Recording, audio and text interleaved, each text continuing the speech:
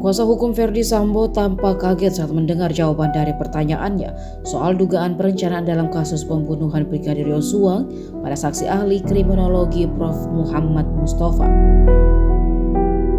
Verdi Sambo bahkan sampai melirik ke arah kuasa hukumnya ketika mendengar jawaban saksi ahli yang justru menyudutkan dirinya.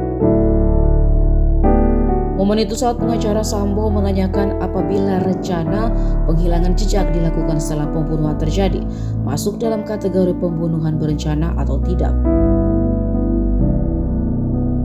Jawaban Prof. Mustafa langsung membuat kaget kuasa hukum Verdi Sambo. Pasalnya Prof. Mustafa menjawab jika itu termasuk pasal perencanaan pembunuhan. Rupanya ada miskomunikasi antara kuasa hukum Sambo dan Prof. Mustafa, di mana Prof memberikan keterangan saksi dari hasil analisis atas kronologi berdasarkan yang diberikan oleh penyidik dan bukan berlandaskan kronologi penembakan versi Verdi Sambo. Kuasa hukum Sambo menjelaskan jika perencanaan menghilangkan jejak ada usai penembakan terjadi, sedangkan Prof Mustafa mendasari pada kronologi adanya perencanaan mengaburkan fakta sebelum penembakan Brigadir Yosua.